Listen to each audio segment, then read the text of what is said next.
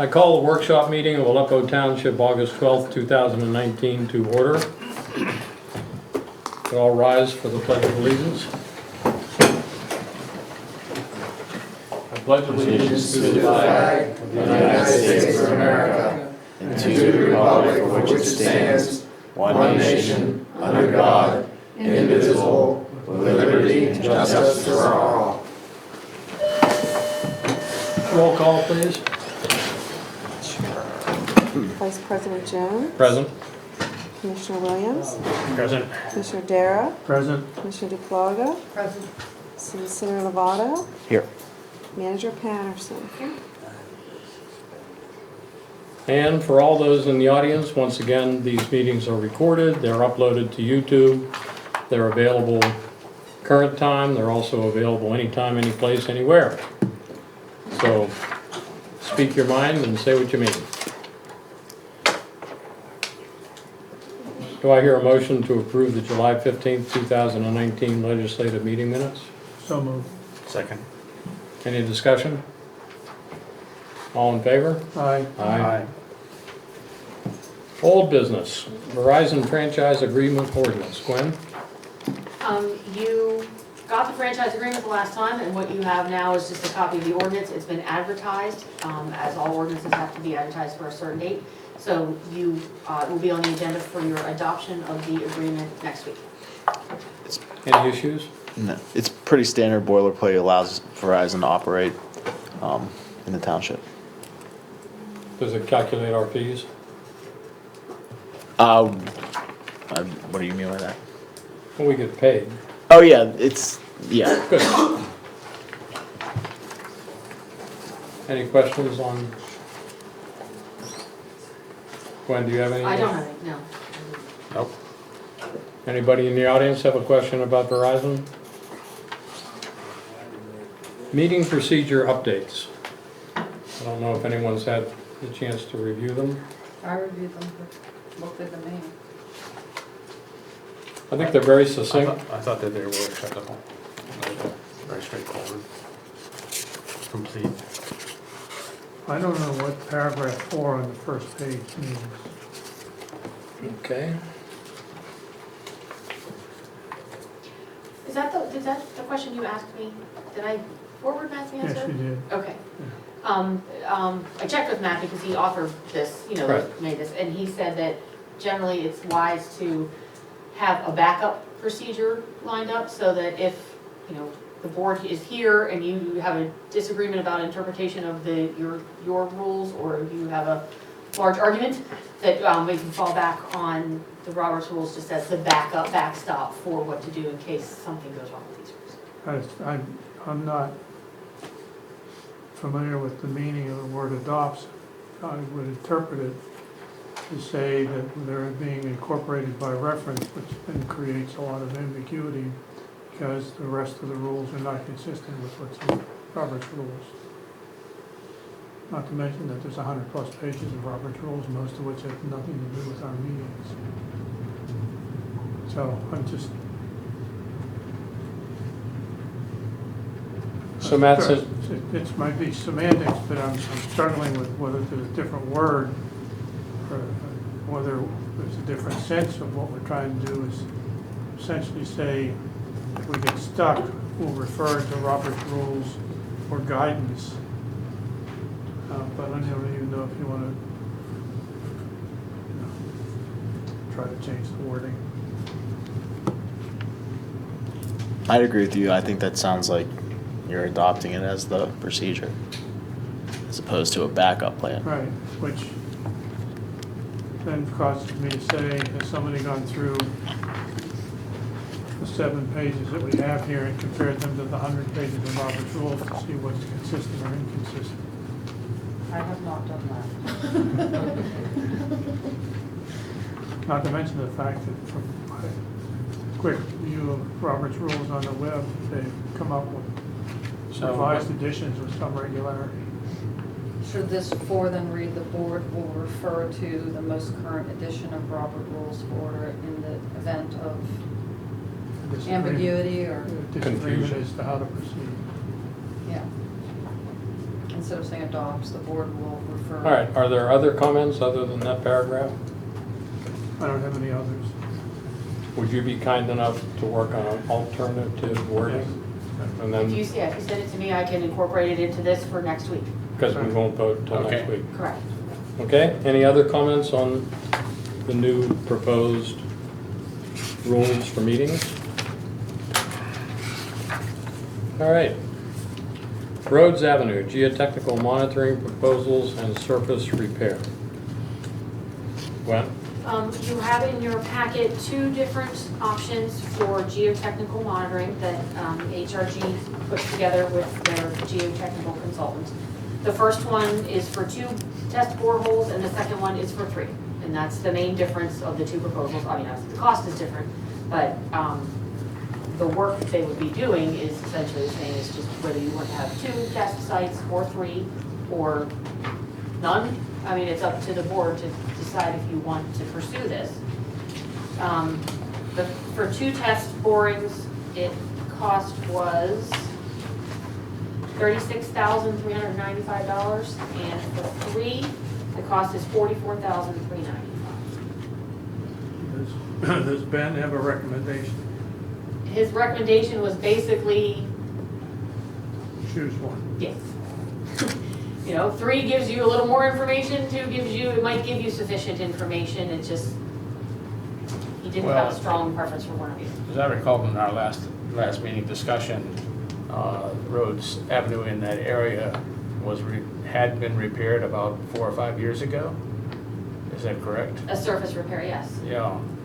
So why did it only last 4 years?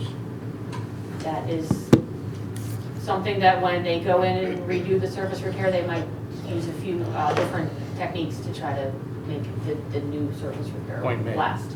Point made. So I would say gather more data rather than less data. These 2 graphics actually show another site. Is that off to the right, or is that the part of the legend? I can't read this very well. This up in this corner. That is tiny, isn't it? Is Test that- boring 1, 2019 proposed test boring. Is that just for the legend, what the dots are? Is that what that is? Because I didn't get the graphic. I think so. Okay. So all of these 3, I mean, I agree with Art that 3 makes more sense than 2 as far as a good idea. Because if you have 2 spots and they're telling you 2 completely different things, the third one will give you a little bit more information. However, it is more expensive, so.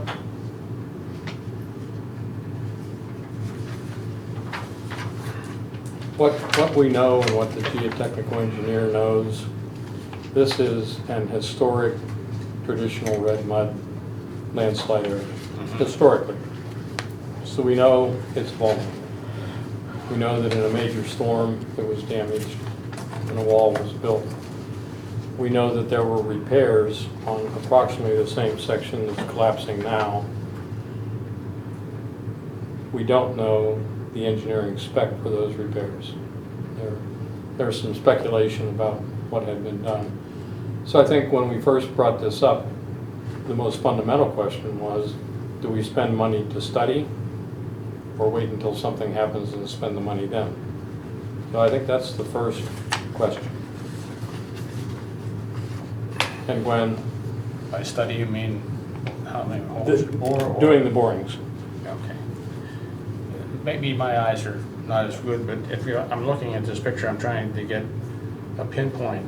I was down at Rhodes Avenue about a month ago, and the section that was severely damaged and falling down, just beyond that, there's a substantial retaining wall. That's I think that's the. prior repair. And I'm trying to figure out whether the third drilling point is adjacent to that drilling wall, or that they're all down in the area that's sinking. I can't tell. On this graphic, it looks like the 2 closest to the pink retaining wall on this graphic are in that sunken area, and then there's one that prior to that. But yeah, this graphic is way too small to really be able to tell. But there's, I mean, it's clear that there's a space between Yeah. the pink retaining wall that's been put in as a repair and the first of the Well, floor. Yes. I'll take this home and go to Google Earth and blow Or it up. maybe we could get Ben to send us the original, just this graphic, so you can zoom in and look at it a little better. Yeah.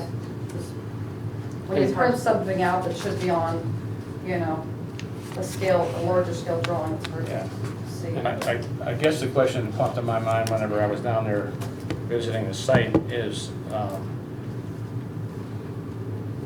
what made them stop the retaining wall where they did? Because it's caving in just beyond that. And that is a substantial wall.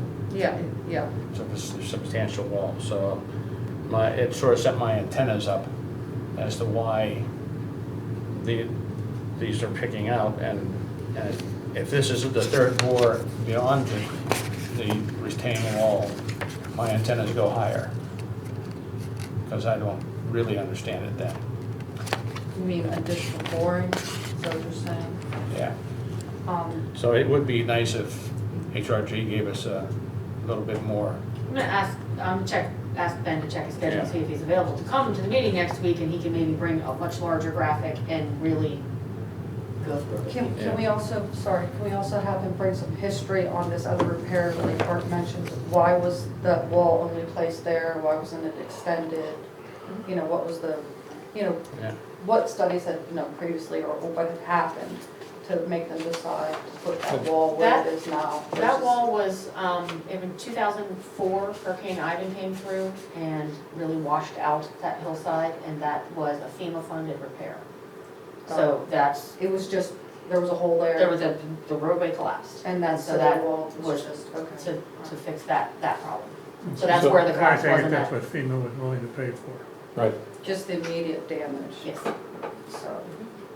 And But- internal staff probably knows more about the detail of that than Ben can recover.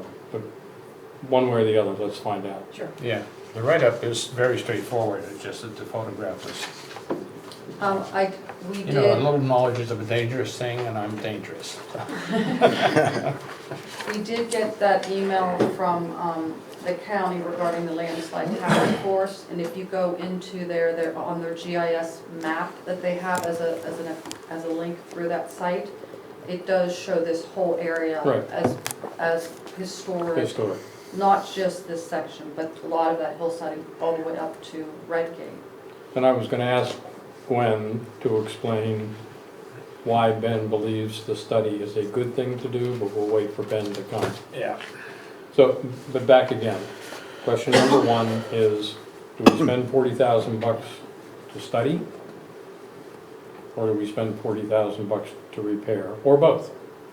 That's just a question. Yeah, well, I think any repair, we'll have to know how far down. Yeah. Correct.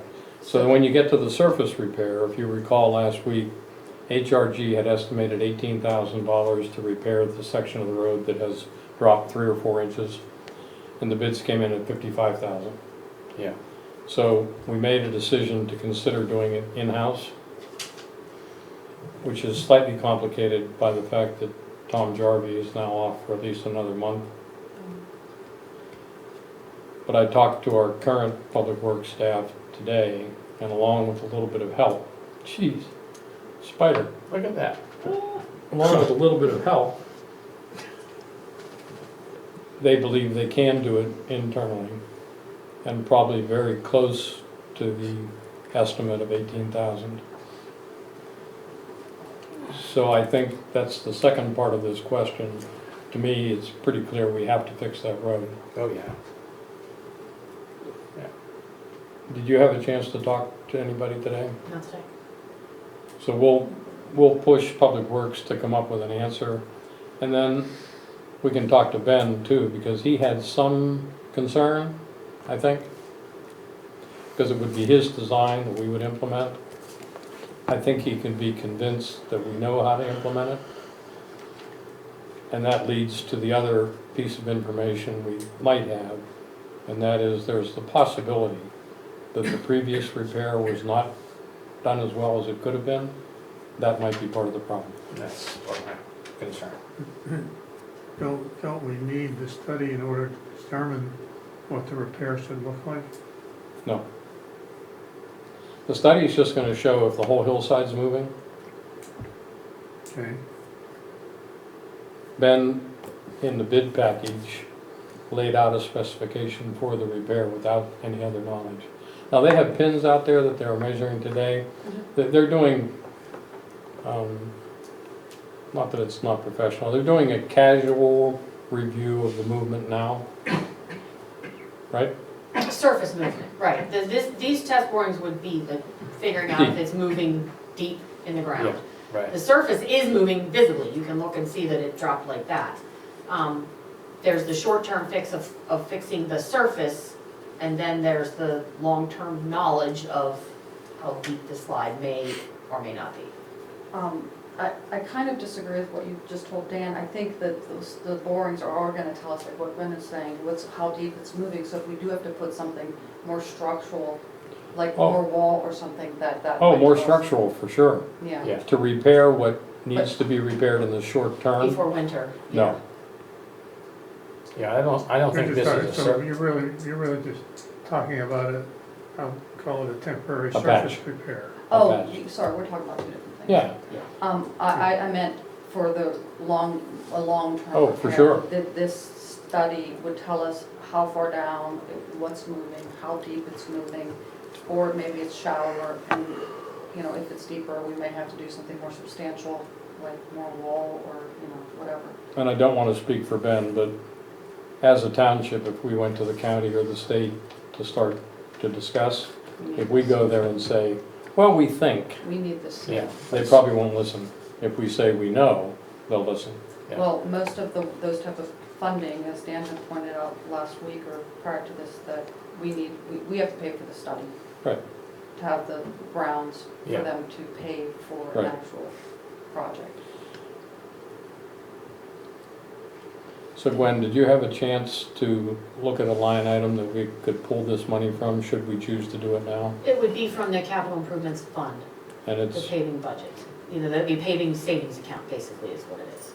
So that, it could cover the study. We don't have a line item for this in the current year. and what about the 20,000 to repair the road? Same account. Okay. Yeah. So the money's there, it's drawing down upon the deposit we make annually? Yes. Yes. So, So we have a paving line item that we put money into every year, and then some years we budget to spend money to do certain roads. Some years we don't budget to spend very much, we budget just to save, you know, and have like the bigger projects every couple of years, because it takes us a couple of years to save up enough to pave, so that's where. Michelle, we, just as an example, we know we need $2 million every 20 years, just as an example. So we try to throw 100,000 in every year.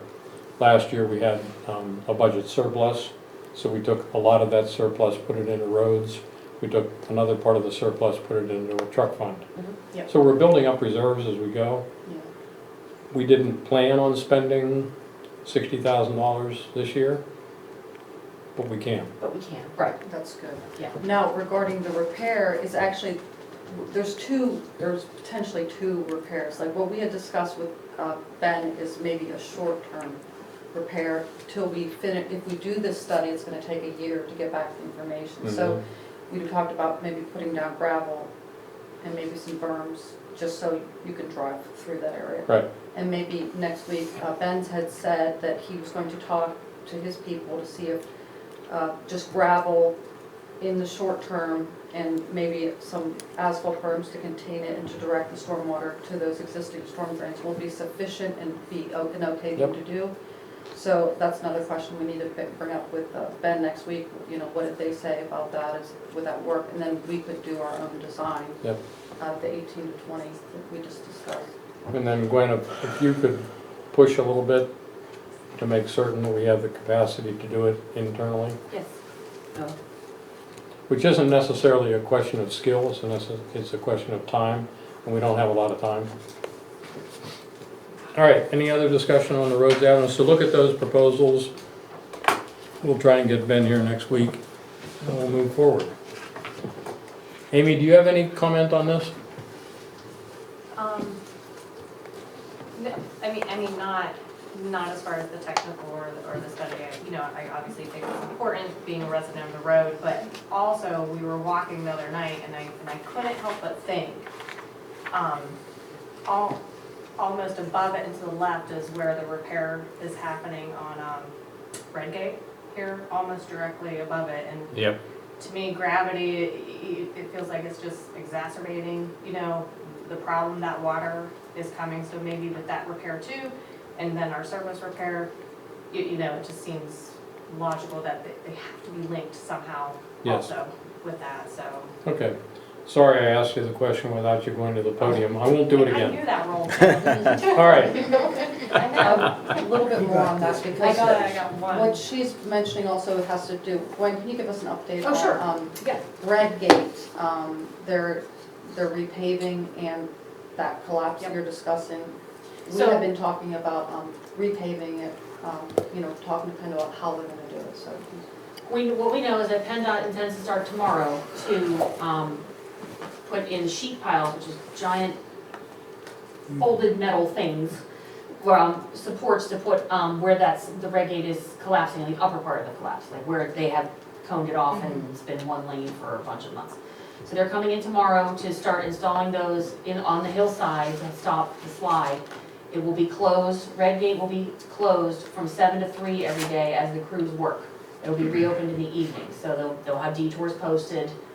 We did notify the managers of the industrial park and Masonic Village so that they could notify their Yep. employees and drivers that Red Gate's not gonna be able to be used during the day, so, you know, we have to go down or up and around for the top people. That's phase one, we know that's starting tomorrow, you know, weather permitting.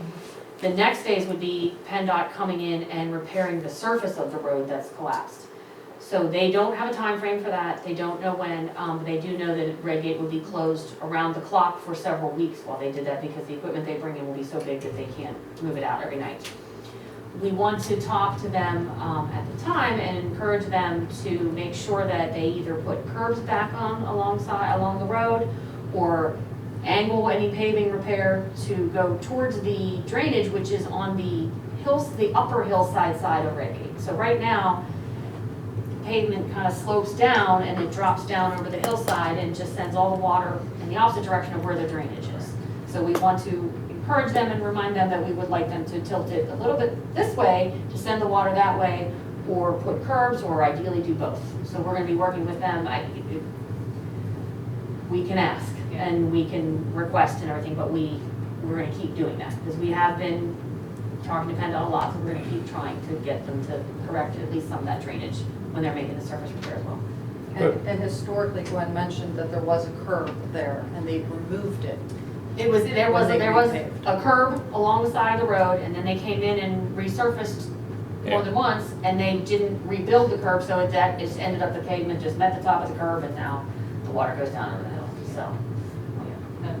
Okay. Right below it is where that, you know, other patch is, so. Anything else on road? No.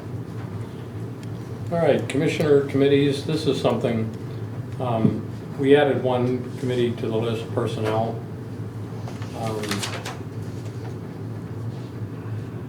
So I don't think there's any real rush to name committee chairs, but think about it. I'll probably send out an email asking what committees you feel you would be comfortable with, and then we'll name as we need to. All right? Right. New business, PSAB 457B pension plan resolution. The township sponsors but does not fund a plan called a 457B, which is an optional plan for employees that they are able to contribute their own money towards their own pension plan. It's just it's just a retirement account that we can fund if we choose. And it used to be governed by a master agreement through PSAB, Pennsylvania State Association of Boroughs. They switched vendors of who is the Trustee. thank you, of this plan. And it switched to MetLife, and MetLife is requiring individual agreements with each municipality rather than one blanket agreement that covered anyone who was in it. So this has been a year in the works of them requiring information from us and us just waiting for this plan. It looks to me, not being a pension expert at all, just like a standard agreement. I did read the terms and they do seem to match with everything that we expect this to be, you know, that the township does not contribute, that the employees can, that everybody's immediately vested. So all the terms that I see checked off in this seem to match. I have a call in to just make sure that there's nothing that PSAB needs us to do, and if they're good with it, then I would expect to have just a simple type resolution adopting this new plan for the agenda next week. This was already sent to everybody? Yes, Yes. Good. And this plan is in addition to another plan that's in place as well. yes, there's a township-funded plan where the township contributes a percentage and the employees contribute a mandatory percentage in order to get the township funding. This is on the side, and we can use it or not. Yeah. Any other comments on that? No. So assuming you find things are in order, it'll become an action item next week or the next month? Yes. Allegheny County Municipal Snow and Ice Agreement, 2019-2022. Okay, this is a renewal of an agreement that we have had with the county for years. We plow the county roads and we receive some reimbursement for that. So it's a standard snow and ice agreement. And Tom did check the distances on the road. It's Glenfield Road and Glen Mitchell Road are the two counties. And so there's segments on this Exhibit A, that segments. So he measured it and made sure that this matches what we've been doing and what he expects. We don't have a say in what the reimbursement rate is. It's just, here's what you get for these kind of lane miles. So this is standard, and we have this agreement that's finishing up, and then this is just looking to renew it. And historically, the reimbursement has covered the cost. Ish. We don't, Ish. ish. You know, Sometimes it's very a hard to less. measure exactly how Right. much salt you throw for each one, but yes. So that would be adopted next week. Any discussion or questions about that agreement? Okay, Airbnb short-term rentals. I believe we have a citizen here also. Michelle, why don't you introduce this subject? We had actually discussed this as a potential issue over a year ago when Harlan Stone was here, because it had come up in other municipalities and how we might regulate this type of use. However, recently we have a resident here who's had some issues with a neighbor. We don't know if it's an Airbnb, but she wanted to give her input on what's happening in her neighborhood. Would you like to come up with a So, mic? Mary, please come to the podium and introduce yourself with the address, please.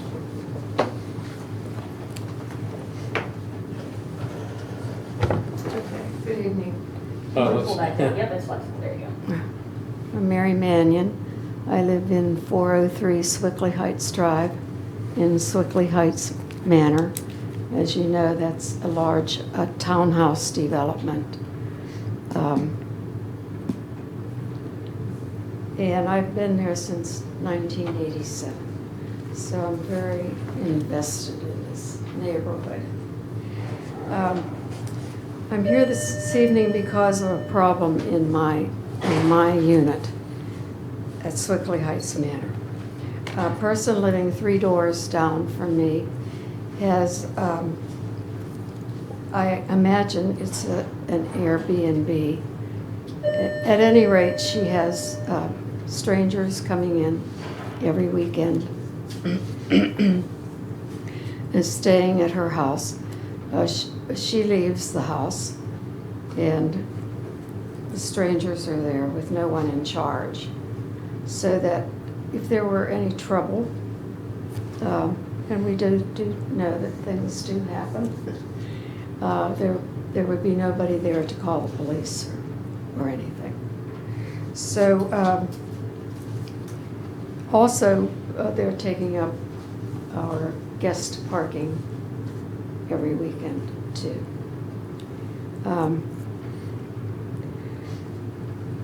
So, you know, in case there's drinking there and people get in an argument and get in a fight and shots are fired, there's nobody to call the police. So it is a worry, and it's right down, 3 doors down from me. other people live right through the wall. You know, townhouses have, share walls. And so she's running a business, in other words, right in the middle of our residence, which is a very, very nice place to live, very quiet. We never have any trouble. And I foresee trouble coming. Also, I can see other people deciding, this is a good idea. Let's open some more B&Bs. Pretty soon we have all these businesses in our lovely residential area. So I'm very concerned about it. And I am, also, I do want to point out that I heard on the news about a week ago that at an Airbnb on Southside Slopes, I used to teach up there. I know this area very well. It's not a slum. There are private homes there. St. Paul's Monastery is up there. And at this Airbnb, there was a big fight and shots were fired. So it is a potential for bad things happening. And I'm asking you to pass a zoning law prohibiting businesses being established in strictly residential areas. I hope you consider that. Harry, what is the exact address? Her address is 411 Silkley Heights Drive. And do you happen to know the owner's name? I'm afraid I only know her first name, Terry. I could find out, but No, we'll do that. And then Gwen, could you discuss with Mary, along with what Michelle has stated, when we feel the best time to add to our ordinances, zoning, etc.? That we have considered a B&B. Yeah, I can give a brief Oh, update go too. ahead. When we were originally considering it, the law was very clear that if there was the ordinance was silent, it was considered permission. However, there was a Supreme Court case in the interim that has now interpreted silence as prohibition. So it would still be wise to consider an ordinance, but in the interim, we could look at the zoning ordinance if you want us to and see if there's a comparison to those cases which would make it a prohibition under the current ordinance. And then for future ordinance, we are in the middle of revising, working with Glenn Osborne and Swickley we have a joint comprehensive plan which basically lays out a plan for all three communities, and we talk about shared zoning uses. So we're in the middle of a revision on that, and then the next step after that's revised is that each of those three communities will go back and revise their zoning ordinance. And I'm keeping a list of all the topics that are zoning related that we want to address in the next revision of the zoning ordinance, and Airbnb is definitely on that list. So it is a known, question among all the communities, and so I can't say how it'll be addressed, but it's on the list to be addressed in the next zoning ordinance update, which we hope would be within the year. It's tough to say how long that would take.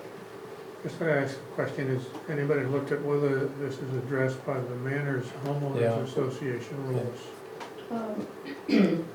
I complained to the office about it, and Susan checked with the board, and they said that they couldn't do anything about it, which was stunning. Yeah. What did they say about the guest parking? They just said that they couldn't do anything about it. And it's really, it's very inconvenient because it's taking, our guests have no place to park. Have you noticed that it's the same people coming in on the weekends, or different people, or haven't you? Different people. Okay. Had a question back here. Yes, sir. I realize this is a workshop meeting. I'm not familiar with the procedure, so forgive me if I'm out of line. I have a couple of questions about this, and maybe the solicitor can answer them. You're saying it's a business. A business, as I understood it, is any entity that collects money for services rendered. Do you know if this person is collecting money for these people to come in? If not, a lot of ways people may get around that is they say that we don't collect money, but they give donations. The reason I'm bringing this up is whenever you word your ordinance, you might want to put something in there to cover something like that, people trying to get around the word business. Sure. Yes, thanks. All right. That's a consideration. The case law, without getting too much analysis of it, it deals with the definition of family. So it wasn't really I mean, they did have a business analysis to it, but it was more the definition of family within a single family zoning ordinance or zoning area. So that's something we can look into, and then I can give an update next week. Our, doesn't our definition in our current zoning define like single-family residence and how many people can occupy it? Sure. I've seen that in other zoning where only so many people have to be related. Without having it in front of me, I'd feel somewhat confident that our definitions are pretty standard, so. Mhm. I don't recall seeing anything that limited the number of, related family members or things that you often find in like college town ordinances where they're trying to not have 40 kids back. So Michelle, would you like to authorize our solicitor to investigate the current zoning? Would you do that, Chris? Yes. Sure, I wasn't sure exactly where we were going, if we That's wanted right. to just explore an Airbnb ordinance versus explore what we have now. Well, I'm open. Do both. yes. It's in our minds, it's in the minds of many municipalities. What Chris just told us is something new to me, but apparently the Supreme Court has made it easier for us to enforce even if we don't have an ordinance. Yes. So, well, quite frankly, my preference is talk to the owner. But we'll see what happens, all right? Yes, I don't, And you have a wonderful police force, and you're saying that the owner of the condominium isn't there, there's nobody to call the police? right. The police will always listen to your call. Mhm. Well, I would just hope that nothing Yes, tragic like that would happen. I feel that I don't want my peace disturbed. correct. And I think even further, if somebody believes that their life is being disrupted or threatened, etc., and that there's unusual activity, the Ohio Township Police have investigated incidents like that prior, and they will do that. So thank you, Mary. Okay, thank you very much. So should we write a motion for Chris to? No, we just authorize them. Okay.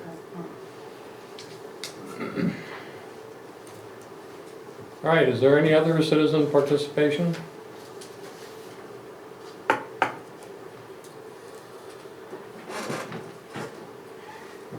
Any additional new business from the commissioners? I actually have some old business, just real Okay.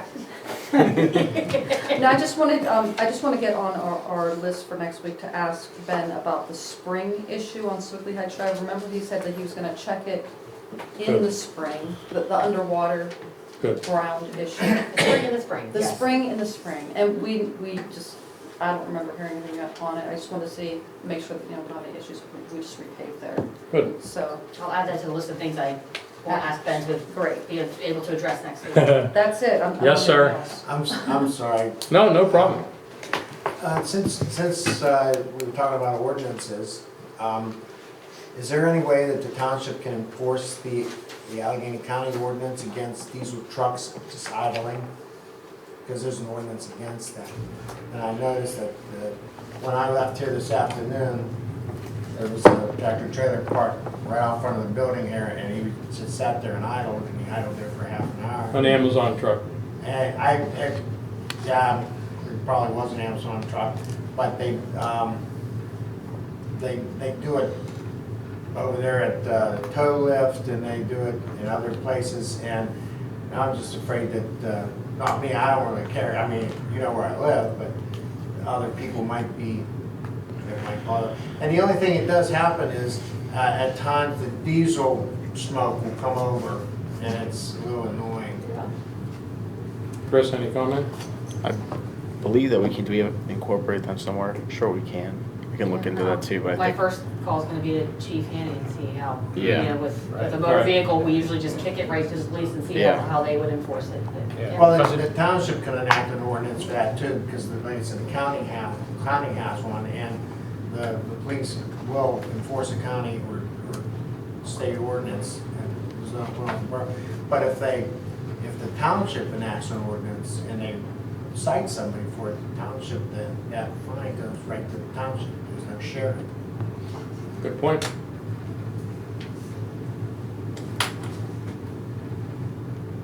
Any other old or new business? Any other citizen participation? Meeting adjourned.